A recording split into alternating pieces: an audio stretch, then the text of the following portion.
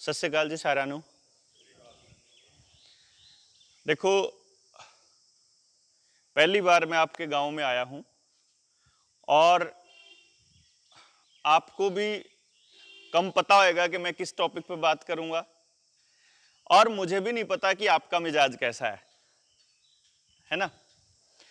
तो अगर किसी का कुछ मतलब आहत हो जाए, किसी की भावना, एक ही आदमी की आहत होएगी अगर कोई किसी पार्टी का भगत होएगा। तो कोई भी है यहां, अगर किसी पार्टी का कार्यकर्ता है या भगत है किसी नेता का, तो वो थोड़ी सी देर अपने कलेजे को पकड़ के रखना अगर मैं बाय चांस उसको गाली देने लग जाऊं तो, है ना जी, समझे ना। वो इस करके कि बात आखिर में समझ आ जाएगी आपको कि मैं जो कह रहा था कि वो ठीक था, और वो आ जाएगी जी आपको बात समझ में कि मैं जो कह रहा हूं उसमें एक एक बात सच्चाई की होएगी, आपकी जिंदगी से जुड़ी हुई होएगी। मैं अपनी बात बिल्कुल करने नहीं आया हूं, मैं कोई सामान बेचने आपके पास नहीं आया, मैं कुछ ऐसा काम करने नहीं आया। लेकिन एक बात सुरेंद्र वाली है जो उसने भी बोला होगा आप में से किसी को, और मैं भी बोलता हूं हमेशा। 6 साल पहले मैं अपना कोचिंग सेंटर बंद करके चला था। 2016 में 2016 तक मेरा चंडीगढ़ में कोचिंग सेंटर था।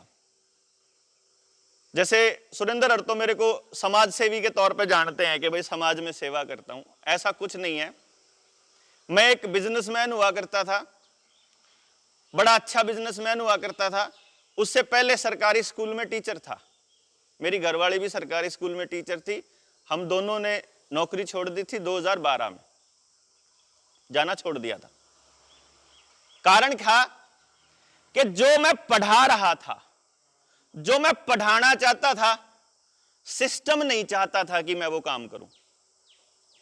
सिस्टम कौन? सरकार। मेरे हरियाणा में उस टाइम कांग्रेस की सरकार थी और आज बीजेपी की है। आपके यहां उन दिनों अकाली थे और फिर कांग्रेस आ ली और अब आम आदमी पार्टी आ गई। आप देखोगे कि ज्यादा फर्क नहीं है। अभी पंजाब वाले किसान चंडीगढ़ में घेरा डाल के बैठे हुए हैं, लग गया होगा जी पता आपको। क्या फर्क होया भाई कांग्रेस वालों में, आम आदमी पार्टी में? अगर उनको आज भी अगर बैठना पड़ गया घेरा डाल के, अगर नहीं सुन रहा तो ऐसा क्या है कि कोई सी भी पॉलिटिकल पार्टी वो काम नहीं करती जो आप चाहते हो? एक बात बताओ जी, अपने मां बाप को या अपने मां बाप की गालियां कौन बच्चा सुनना चाहेगा? बताओ जरा, सुनना चाहेगा कोई?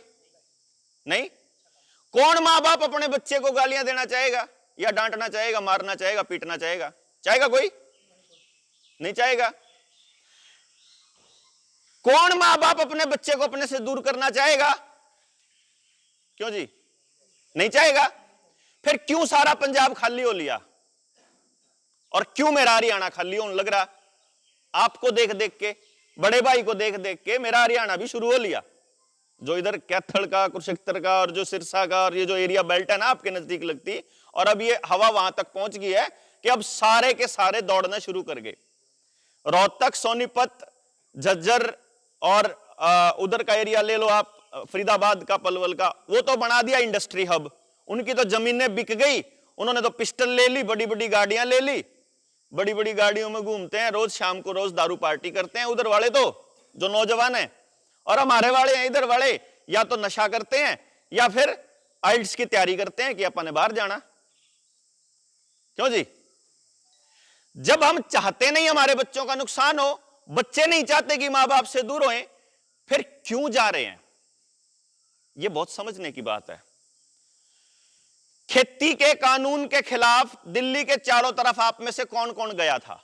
बॉर्डर पे कौन कौन गया? कोई एक बार भी गया हो तो हाथ खड़ा करो प्लीज। लगभग सारे लोग गए। अगर आप लोग गए थे, आपने में से किस किस ने खेती वाले तीनों कानून पढ़े हैं? दो। देखो आप गए सारे, पढ़े किसने? दो लोगों ने। एक नया कानून आया है, नेशनल हेल्थ बिल। वो किस किस ने पढ़ा हुआ है? आप में से नहीं पढ़ा किसी ने, गांव में से? चलिए, इसका जिक्र करूंगा अभी मैं। क्यों जरूरी होता है? क्योंकि आपने कानून पढ़ लिए तो यकीनन आपने लोगों को जागरूक भी किया होगा कि यार इस खेती वाले कानून में ये वाली चीजें हैं। मैं इस खेती वाले कानून का एक जिक्र करूंगा, साथ में मैं एजुकेशन पे भी बात करूंगा और एम्प्लॉयमेंट वाले मुद्दे पे भी। खेती वाले कानून में एक पहला कानून था एसेंशियल कमोडिटी एक्ट। उसके अंदर अमेंडमेंट था जो पहले बना हुआ था। उसमें एक लाइन थी कि अगर कभी देश के अंदर, वैसे तो बहुत बड़ा कानून था, हमने घूम घूम के गांव गांव जाके लोगों में प्रचार करके बताया, लोगों को जाके, अपने जो किसान जो लोग थे, बुजुर्ग थे, जिनको नहीं मालूम था कि ये क्यों जरूरी है, उस तबके का भी आंदोलन के अंदर आना जो तबका खेती नहीं करता, गरीब आदमी जो घर में राशन जो कोटे से लेता है ना, उसका आना भी जरूरी था। क्योंकि एसेंशियल कमोडिटी एक्ट में बिल्कुल ये साफ लिखा था कि उसको भी बर्बाद करना है। एक लाइन थी उसके अंदर किसान को बर्बाद करने वाली कि अगर देश में कोई एक्स्ट्रा ऑर्डिनरी कंडीशन आ जाए, मतलब कोई बाढ़, सूखा, युद्ध, कोई बड़ी बीमारी, ऐसा कुछ हो जाए, तो वैल्यू चेन पार्टनर्स और एक्सपोर्टर्स को सरकार बैन नहीं कर सकती। उनको ऊपर लिमिट के ऊपर कोई मतलब लिमिट नहीं रख सकती, कोई प्रतिबंध नहीं लगा सकती। उनके अनाज को सरकार नहीं छेड़ सकती। यही था जी। केवल जिसके पास खुला अनाज है, अगर देश को जरूरत पड़ जाएगी तो जहां खुला अनाज है वो सरकार अपने कब्जे में लेके देश को बांट सकती है। खुला अनाज किसके पास होता है? जमींदार के पास। जमींदार में ठेके में टंकी में अपने घर में रखा होता है। मैं कानून पढ़े, जब आप लोग इधर रेलवे ट्रैक पे बैठे हुए थे ना, पंजाब ने शुरू किया था आंदोलन, तो रेलवे में कानून पढ़े, लॉकडाउन लगा हुआ था, और मैंने समझना शुरू किया कि ये कानून लेकर के किसके इशारे पे आए थे। और फिर पता चलता है कि जो डिजास्टर मैनेजमेंट एक्ट लगा हुआ था, जिसके नाम पे हमारे देश को पूरे को बंद करके रखा था, हमारे को घरों में बंद करके रखा था, वो कानून तो कांग्रेस लेके आई थी 2005 में।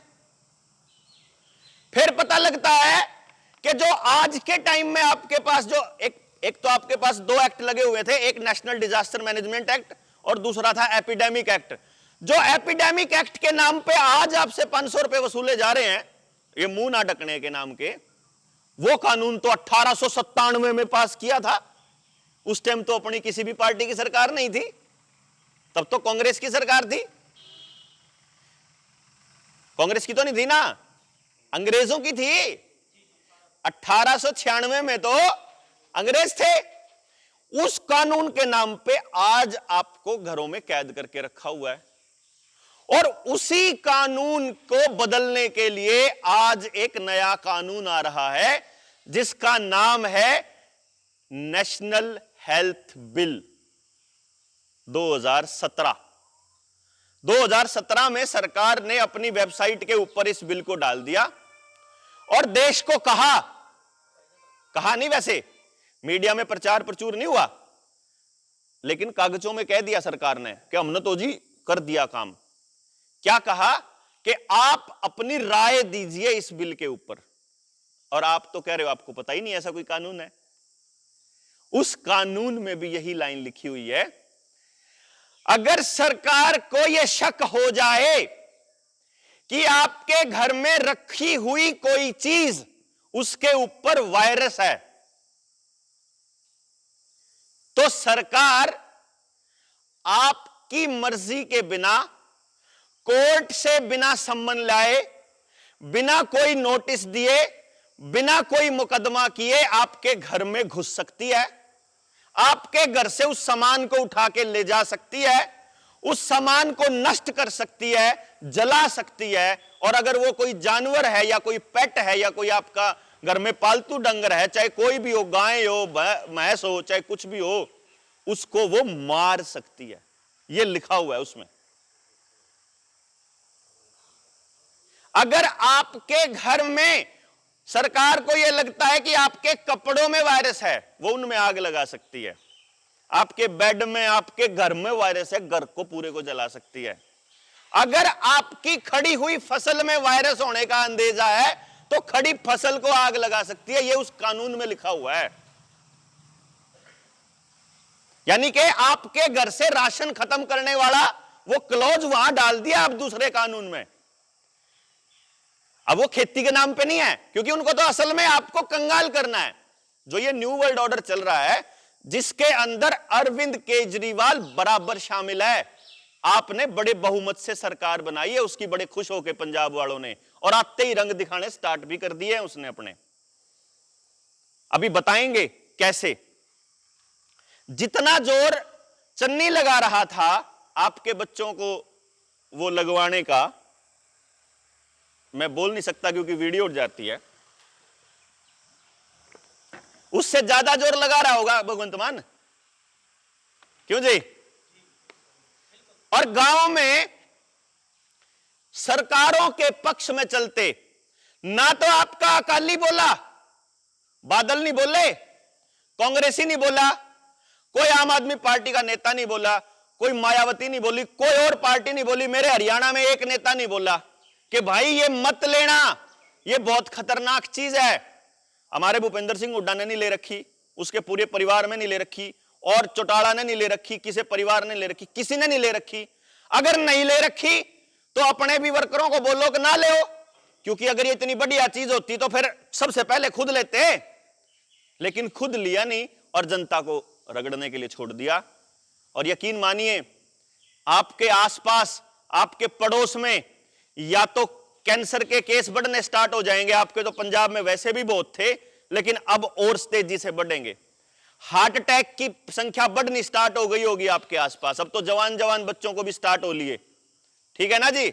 और धीरे धीरे आगे लंबे टर्म में इसके क्या साइड इफेक्ट हैं किसी को भी नहीं पता, किसी को भी, जिसने बनाया उनको भी नहीं, क्योंकि पहली बार बने हैं ये mRNA और RNA बेस वैक्सीन जो हैं, पहली बार बने हैं दुनिया में। तो पहली बार बने हैं तो इसका मतलब है कि इनके साइड इफेक्ट लंबे टर्म में क्या होंगे 5-10 साल के बाद किसी को नहीं पता। और बिल गेट्स और वर्ल्ड हेल्थ ऑर्गेनाइजेशन ये बोल चुका है बहुत पहले कि भारत के अंदर 85% लोगों को कैंसर हो जाएगा 2025 तक। ऐसा क्या है भाई, ऐसा आपने क्या दिया है? इसका मतलब है कि इस चीज का, ये जो 2 साल में आपको बूटी दी गई है, इसका और कैंसर का सीधा सीधा कनेक्शन है, सीधा सीधा कनेक्शन है हमारे आसपास। ऐसा क्या है कि डॉक्टर मनमोहन सिंह जिस टाइम प्रधानमंत्री हुआ करते थे, वो ये कहते हैं कि इस देश में 30 से 40% नपुंसकता आ चुकी है अपने देश के अंदर, 30 से 40%। लेकिन ये तो तब बोल रहे थे मनमोहन सिंह 2014 से पहले। आज के टाइम पे जिस जिसने या जवान बच्चों ने बूटी ले रखी, आपके आसपास असर आने स्टार्ट हो लिए होंगे भाई जवानों। और डेफिनेट है, मेरे पास तो रोज के मैसेजों की पता नहीं कितनी भरमार आती है। ये क्या है कि जो खेती को घाटे का सौदा बना रहा है, आपके बच्चों को शिक्षा नहीं दे रहा है, और आपके बच्चे को ऐसा लगता है कि दुनिया के किसी और कोने में उसके लिए रोजगार रखा हुआ है। इज्जत तो है नहीं, देखो वहां, वो तो सब की है भाई, वो तो जितनी इज्जत वहां है वो तो सब की है ना। वो तो झाड़ू मारने वाले की भी उतनी है, वो तो अफसर की भी उतनी है, वो तो आप यहां भी कर सकते हैं भाई, इज्जत देनी शुरू। क्यों जी?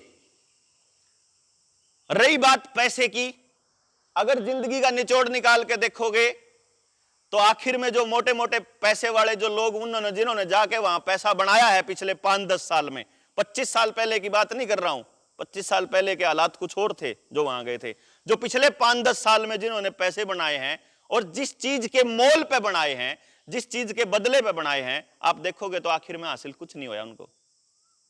क्यों जी? आज की हालत क्या है कि जितना पैसा आप पूरी जिंदगी, पूरी जवानी में कमा के जोड़ के इकट्ठा करते हो, फिर उसके बाद जब 50 पार करते हो तो सारा पैसा डॉक्टरों को जाना स्टार्ट हो जाता है वापस, है ना जी? ऐसा ही हो रहा है। ये क्या है असल में? इसके अंदर दो चीजें हैं। न्यू वर्ल्ड ऑर्डर का नाम किस किस ने सुना है? न्यू वर्ल्ड ऑर्डर आप लोगों में से कुछ लोगों ने सुना है, हमारे किसानों ने नहीं सुना। मैं बताता हूं, प्रधानमंत्री नरेंद्र मोदी 3 बार न्यू वर्ल्ड ऑर्डर का नाम ले चुका है। संसद में भी, लाल किले की प्राचीर से भी, और वर्ल्ड इकोनॉमिक फोरम की वेबसाइट पे जब भी जाता है, जब वहां कॉन्फ्रेंस करता है, वीडियो कॉन्फ्रेंसिंग, तब भी। वो न्यू वर्ल्ड ऑर्डर क्या है? दुनिया के फॉर्च्यून 500 का नाम किस किस ने सुना है? फॉर्च्यून 500। फॉर्च्यून 500 एक, मैं बताता हूं, आप सर्च करना, ये जो नौजवान साथी हैं इन सब के लिए भी और बाकी दुनिया की 500 बड़ी कंपनियां, दुनिया की, पूरी दुनिया की, उन लोगों में से कुछ चुनिंदा लोगों ने, जिसके अंदर वो कौन था रात जिसकी किताब उठा रहे थे वह? हाँ, उनमें से वॉरेन बफे, नाम भी नहीं सुना होगा आप लोगों ने। वॉरेन बफे ने कुछ साल पहले एक मीटिंग बुलाई और यह कहा कि भाई अब ना बहुत कमा लिया, अब दुनिया को देने की बारी है, तो अब दुनिया को ना देंगे, हम पैसा देंगे। आपने कभी किसी को, ऐसे आदमी को देखा है, अमीर आदमी को, जो बिना मतलब, बिना कुछ गिरवी रखे या बिना गारंटी के पैसे दे दे? देखा है जी किसी को? कितना ही अमीर हो, दान तो दे सकता है, कर्जा बिना उसके तो नहीं देगा ना, बिना कोई चीज गिरवी रखे। उन्होंने मिलके पूरी दुनिया को कर्जा देने का ट्रेंड चालू किया वर्ल्ड बैंक के जरिए। आपने देखा होगा स्कूल में जो बिल्डिंग बन रही, एसएसए की, सर्व शिक्षा अभियान की, सर्व शिक्षा अभियान ऐसे कुछ बोलते होंगे आपके पंजाबी में, है ना? एसएसए की बिल्डिंग, आपके जो ये बिल्डिंगें बन रही हैं, ये भी वर्ल्ड बैंक के पैसे से बन रही हैं। आपके जो हाईवे बन रहे हैं, वो भी वर्ल्ड बैंक के पैसे से बन रहे हैं। आपकी जितनी भी बड़ी बिल्डिंगें हैं, सारी वर्ल्ड बैंक के पैसे से हैं। उस वर्ल्ड बैंक को आज के टाइम पे फंडिंग कौन करता है? 2 फैमिली हैं जो सबसे ज्यादा फंडिंग करती हैं, एक रॉकफेलर और एक बिल गेट्स। इनमें से आपने किस किस का नाम सुना हुआ है? दोनों का सुना? रॉकफेलर का नहीं सुना होगा आपने, बिल गेट का तो सुना होगा। मैं बताता हूं कौन है ये रॉकफेलर। मोनसेंटो का नाम सुना है? मोनसेंटो तो सुना ही होगा। मोनसेंटो बेयर्स के तो बीज, पेस्टिसाइड्स ये बनाती है कंपनी। मोनसेंटो का मालिक है Bill Gates, Rockefeller Bill Gates हैं? हाँ, दवाई का नाम, हाँ, राउंड अप। अब ये मैंने एक नाम लिया है, ऐसे ऐसे और कंपनियां हैं जो आपके पेस्टिसाइड्स बनाती है, जो आपके लिए इंसेक्टिसाइड बनाती है, और जो आपको बीज देती है। वो सारी की सारी कंपनियों के जो मालिक हैं, कहीं बैक एंड पे, कहीं पीछे से आपको उसके कनेक्शन तार मिलेंगे रॉकफेलर फाउंडेशन से। याद रखना, ये बहुत जरूरी है आपके लिए। क्या नाम बोला? रॉकफेलर, रोक दे फैल हो गया, रॉकफेलर। ये रॉकफेलर फाउंडेशन, पीछे जाओगे थोड़ा सा और, 1970 के बाद अपने देश में 1971 में एक भ्रमित क्रांति शुरू हुई थी, हरित क्रांति बोलते हैं उसको। जहां जहां हरित क्रांति में सबसे ज्यादा पैदावार दी, आज हरियाणा और पंजाब में वहीं कैंसर सबसे ज्यादा है। कनेक्शन देखना आप। और वो हरित क्रांति ने, जब देश के अंदर हरित क्रांति आई तो सरकारों ने बीज फ्री में दिए थे और खाद के ऊपर और पेस्टिसाइड के ऊपर सब्सिडी देनी शुरू करी थी, है ना? और जो वो अनाज आप बोया करते थे उसकी कीमत ज्यादा मिला करती, देसी अनाज से ज्यादा कीमत उसकी मिला करती। वो जो हरित क्रांति के नाम पे जो बीज और जो पेस्टिसाइड मिले थे, उस सारे की फंडिंग वो भी रॉकफेलर फाउंडेशन ने ही करी थी। समझ गए? जो दुनिया में तेल के कारखाने हैं, वो तेल के कारखाने सबसे ज्यादा रॉकफेलर फाउंडेशन के नाम पे हैं। कच्चे तेल को साफ करने के बाद जो केमिकल बचता है उससे पेस्टिसाइड बनते हैं, इंसेक्टिसाइड बनते हैं, उससे ये केमिकल बनते हैं, उसका माफिया भी रॉकफेलर है। और कमाल की बात यह है कि जितना भी आप लोग वो पेस्टिसाइड खा के बीमार होते हो, जितना भी आपके शरीर को नुकसान होता है, आपके गांव में ये अस्पताल बना हुआ है। मुझे आप बताओ, मेरे ख्याल आप काफी बुजुर्ग लग रहे हैं, 40 साल पहले, आज से 40 साल पहले आपके गांव में अस्पताल था क्या? नहीं था। डॉक्टर था? कोई देसी होगा अगर गांव में तो बेच सकते हैं। देसी था। सोचिए, 40 साल पहले अस्पताल तो बनाया था, बादल ने बनाया था, आया होगा कोई? आया कोई नहीं था। सोचो आप, अगर 40 साल पहले आपके गांव में अस्पताल नहीं था और कोई डॉक्टर नहीं था, तो इसका मतलब है 40 साल पहले आपके गांव में बीमारी भी नहीं थी। अगर बीमारी थी, अगर कोई चोट फेंट लग गई, मान लो आपको कोई चोट लग गई, बुखार हो गया या कोई और बीमारी हो गई, तो आप पक्का आपकी मां के पास, आपकी दादी के पास उस बीमारी का इलाज रसोई में ही मिलेगा, या आपके खेत में मिलेगा, या रास्ते चलते कोई झाड़ में मिलेगा। यही था ना?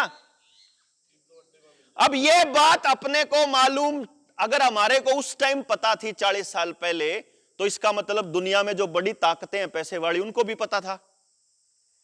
क्यों जी?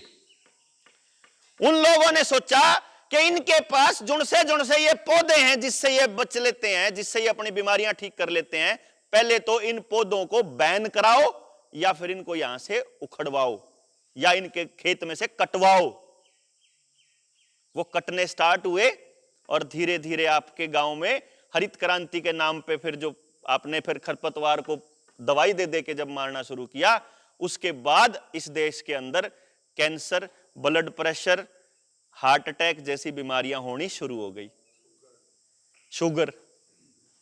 क्यों जी? और जब आपने रॉकफेलर फाउंडेशन के दिए हुए सामान को लेना शुरू किया, खाना शुरू किया, उन केमिकल्स को, उससे जो बीमारी हुई, उन बीमारियों का इलाज करने के लिए जो दवाइयां आपने खानी शुरू करी, उस ड्रग्स का माफिया भी रॉकफेलर। ये जितनी बड़ी बड़ी कंपनियां हैं, चाहे सिप्ला हो, मैनकाइंड हो, रेनबैक्सी हो, सबके अंदर उस रॉकफेलर फाउंडेशन का पैसा लगा हुआ है। कहने का मतलब है कि बीज बोने से लेके और बीमार होने के इलाज होने तक आप पैसा किसको दे रहे हो? उस फाउंडेशन को। नंबर 2, फिर सोचा कि ये लोग अपना बीज खुद उगा लेते हैं, तो उन्होंने क्या किया, धीरे धीरे आपके देसी बीजों को अपने कब्जे में करना स्टार्ट करा और पूरी दुनिया के अंदर एक पेटेंट वाला कानून ला करके उनके ऊपर पेटेंट लेने शुरू कर दिया कि ये तो हमारे हैं। आज मुझे एक बात बता दो, हालांकि ये बात जो है सुनील की बात है, खेती पे जब बात करेगा सुनील तब आपको बताएगा, लेकिन एक सिंपल सी बात बता दो, क्या आपके गांव में एक भी बीज ऐसा बचा हुआ है जो बांझ ना हो? सारा का सारा बीज बाजार से आता है कि अपना खुद का बनाते हो? सारा का सारा बाजार से आता है। सारा का सारा मतलब समझते हो? अगर वो लोग आपको बीज में बीमारी देंगे तो बीमारी आएगी, अगर वो लोग बीज बांझ दे देंगे तो आपके खेत में फसल नहीं होगी। आज आप अपने ऊपर निर्भर नहीं हो। वो जो अनाज की बात जो खेती वाले कानून में लिखी हुई है कि आपका अनाज जो सा थोड़ा बहुत बचेगा, सरकार जब चाहे या वो रॉकफेलर फाउंडेशन जब चाहे पूरे गांव को भूखा मार सकती है।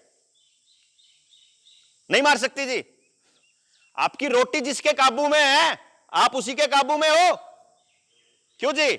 आपका बच्चा अगर विदेश गया हुआ है और वो उस आप कहो कि बेटा तेरे मामे के लड़के की, तेरी बुआ के लड़के की शादी है और तेरे को आना पड़ेगा, और वो 1 मिनट में बोल दे कि बापू छुट्टी नहीं दे रहा मेरा अफसर या छुट्टी नहीं दे रहा मेरा मालिक, क्योंकि रोटी उसके हाथ में, अगला चाहेगा तो आने देगा, अगले की दया पर निर्भर है, अगला चाहेगा तो नहीं।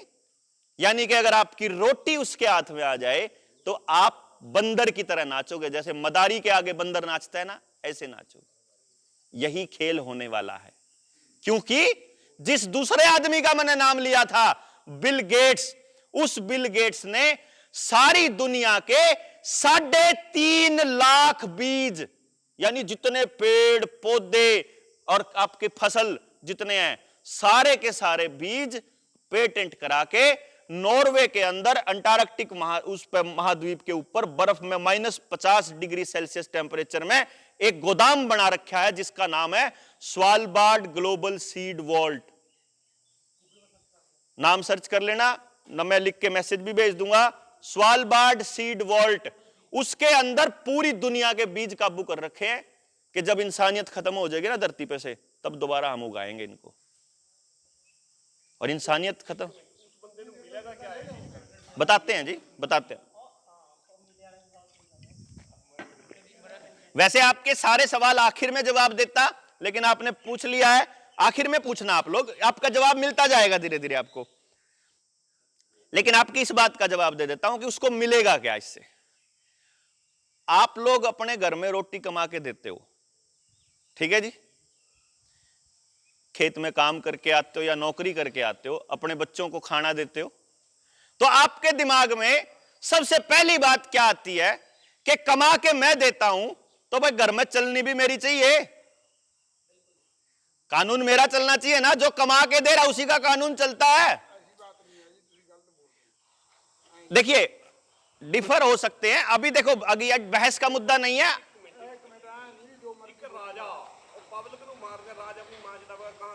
सुन लो, देखो पॉइंट को समझने की कोशिश करिए। मैंने आपको एक ही बात कही है कि जो आदमी खाने को देगा वही आदमी अपने नियम तय करेगा, अगर नहीं करेगा तो मेरे ख्याल से इससे ऊपर तो कोई भी नहीं बात है। अगर राजा आपको खाने को दे रहा है, आपके राजा ने आपको क्या कहा था कि एक बीमारी आई है, उस बीमारी के नाम पे आपको, इलाज के नाम पे आपके शरीर में केमिकल डाल रहे हैं, किसी भी आदमी ने, किसी भी डॉक्टर ने आपको यह कहा या किसी नेता ने कि आप बीमार नहीं होगे इसके बाद? क्यों जी, कहा किसी ने? क्या कहा? राशन नहीं मिलेगा, नौकरी पे नहीं जा पाओगे, बस में नहीं चढ़ पाओगे, मॉल में नहीं जा पाओगे, सचिवालय में नहीं जा पाओगे, कोई सरकारी काम नहीं होएगा, आपके बच्चे पढ़ नहीं पाएंगे, वो नौकरी के लिए फार्म नहीं भर पाएंगे, विदेश के जहाज की टिकट नहीं मिलेगी, एयरपोर्ट में नहीं घुसने देंगे, रेल में नहीं बैठने, यही तो क्या होगा। यानी आपकी जिंदगी के आपके पेट के साथ जोड़ा होगा उन्होंने, आपके ऊपर राज करा। और क्योंकि इसका नाम है एजेंडा 21, वो ये कहते हैं कि 80% जनसंख्या इस दुनिया के अंदर खामखा खाती है, करती करती कुछ नहीं है, उनको जीने का हक नहीं है, ऐसा बोलते हैं वो लोग जिनका नाम मैंने लिया है। और वो ये कहते हैं कि 80% पॉपुलेशन को तो यहां से निकल ही जाना चाहिए क्योंकि धरती गर्म होने लग रही है बहुत ज्यादा। आपने थोड़े दिन पहले की खबर नहीं सुनी? आपको देखो 100% कभी भी कोई जाति विनाश नहीं होता, इस बात को समझिए, पॉइंट को। मैं आपको वायरस के ऊपर पूरी डिटेल में दूंगा आपको, अगर आप वायरस के पक्ष के आदमी हैं, आपको वायरस के पक्ष में पूरी की पूरी डिटेल दूंगा। सिर्फ बात यह है कि एक बात बता दो, दूसरी लहर, पहली लहर में तो कोई खतरा नहीं होया, क्यों जी? पहली लहर में आप घर के अंदर कैद किए, आपको टेलीविजन पे इन्होंने अपना मिसाल दिखाया, उसके बाद क्या हुआ पता लगा, डेटा कुछ और ही आया। जितने आदमी 2018 में मरे थे देश में, जितने 2019 में मरे थे, 2020 में उससे कम लोग मरे। रिसर्च कर सके, इन्हें सोचा, अब हाँ इन्हें सोचा कि यार ये तो कम लोग मर गए तो पंगा हो गया। इन्होंने ऐसी कुछ दवाइयां दी जिनका हमारी किडनी के ऊपर डायरेक्ट असर होता है। आप ध्यान करो दूसरे वायरस की कहानी, दूसरी जब लहर आई थी, दूसरी लहर में आप लोग अस्पताल में जाने से क्यों डरते थे? पहली बार होया है जब बड़े अस्पताल में और सरकारी अस्पताल में जाने से लोग डरे थे पूरे देश में, पहली बार। जो घर में रहा और जिसने अपने पड़ोस के अपने जानकार डॉक्टर पे इलाज कराया उसका कुछ नहीं होया, जो बड़े डॉक्टर के पास गए उनको लपेट के दिया, और ऐसे लपेट के दिया कि ठीक ठाक आदमी था रात को और अगले दिन पकड़ा दी उसकी बॉडी। मैं वही कह रहा हूं ना, इसका मतलब अस्पताल में क्या था मैं बताता हूं जी। मैं वही कह रहा हूं 27 अप्रैल को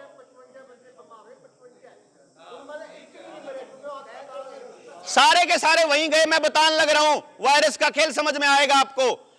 आज के टाइम पे 27 अप्रैल को 2020 की 27 अप्रैल 21 की याद हो आपको, अगर हम लोग वहां बैठे थे, बॉर्डरों पे बैठे थे और बॉर्डरों पे बैठे बैठे पश्चिमी बंगाल के चुनाव चले हुए थे।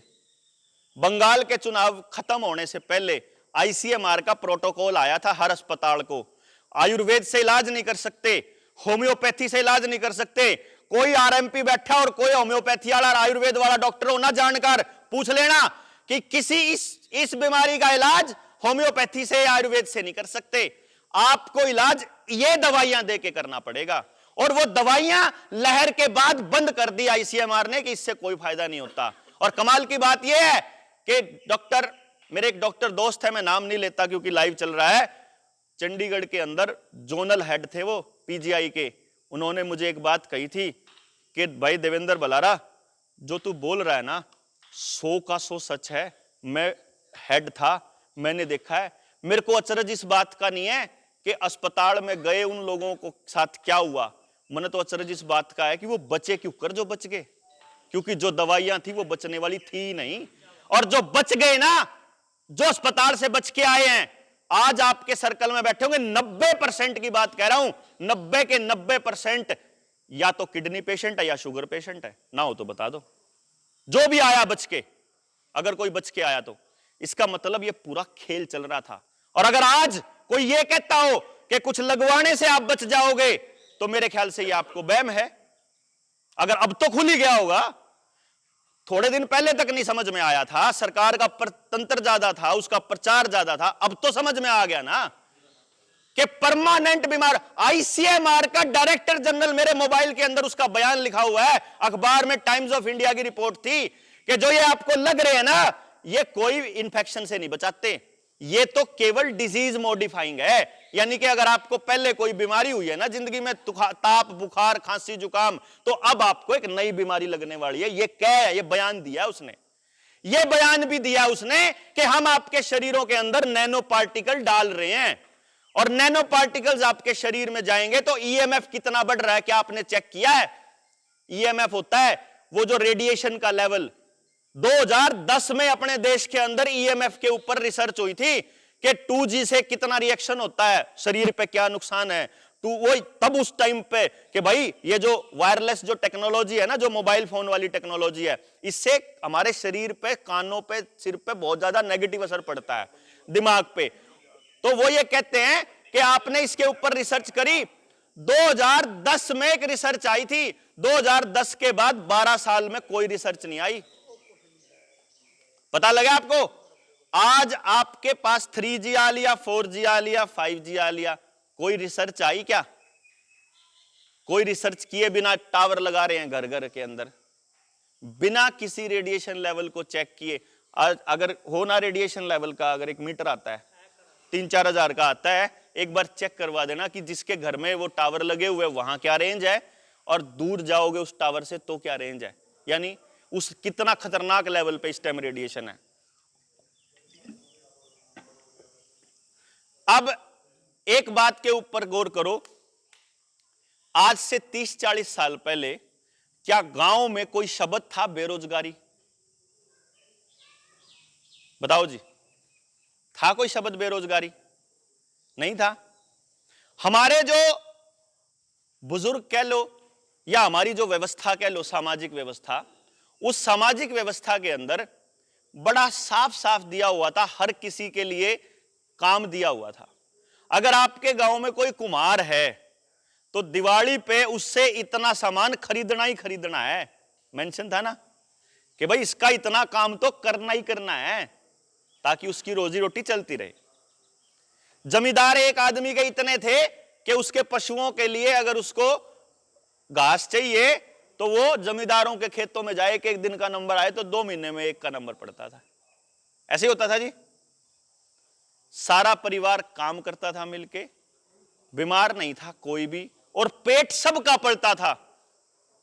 ऐसा नहीं है कि जो आज आपको बताया जा रहा है ये बातें आपसे पहले वाली जनरेशन को नहीं बताया, आपसे पहले वाली पीढ़ी को भी बताया गया था कि बहुत जनरेशन हो गई है। 1970 में जो इमरजेंसी आई थी उस टाइम पे आपकी नसबंदी करी गई थी। वो कह रहे थे, क्या क्या कह के करी थी नसबंदी? कि देश की जनसंख्या ज्यादा हो गई है। ये क्या क्या करी गई थी? उससे तो दुगनी से भी ज्यादा होली। आप तो अब भी पढ़ रहे, पूरी दुनिया की जनसंख्या 750 करोड़ है इस टाइम, पूरी दुनिया की, जिसमें से 150 करोड़ अपनी भारत की है, 750 करोड़ बाकी पूरी टोटल दुनिया की है। और इस धरती के ऊपर हमारी मिट्टी अपने को सब कुछ दे सकती है, तो फिर हम क्यों किसी के आगे हाथ जोड़ें? तो ये काम, बस एक बात का ध्यान रखना मेरी बात, कि ये काम करेगा गांव का आदमी। आपका गांव है, आपका गांव बर्बाद हो रहा है, आपके बच्चे बर्बाद हो रहे हैं, इसको ठीक आपको ही करना पड़ेगा।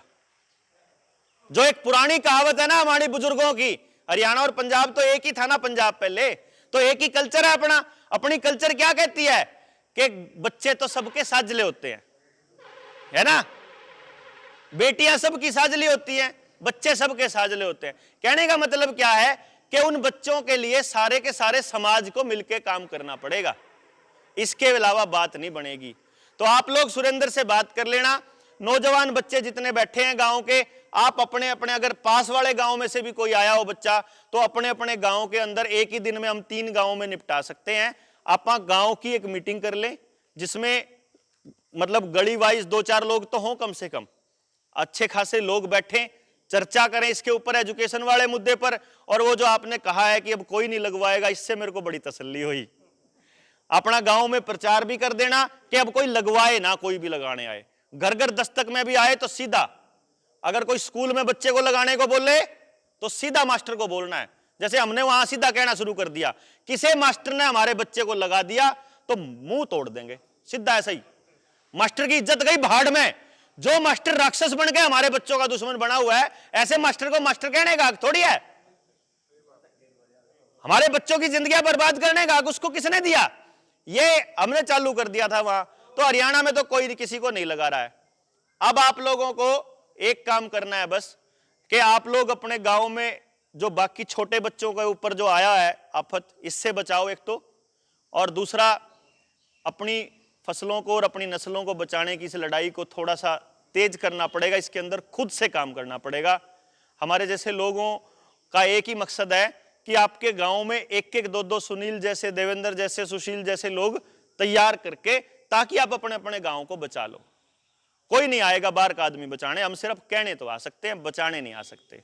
तो मैं अगली मीटिंग के लिए बहुत सारी बातें रख लेता हूं अपने पास, वो आगे मैं उम्मीद करूंगा कि आप फिर इकट्ठे होंगे और फिर अपनी नस्लों की बचाने की, फसलों की ऊपर यो बात करेगा, नस्ल आपा करेंगे और फसल नस्ल को मिलकर बचाएंगे। तब आपने इतने ध्यान से सुना, बहुत बहुत धन्यवाद, नमस्ते।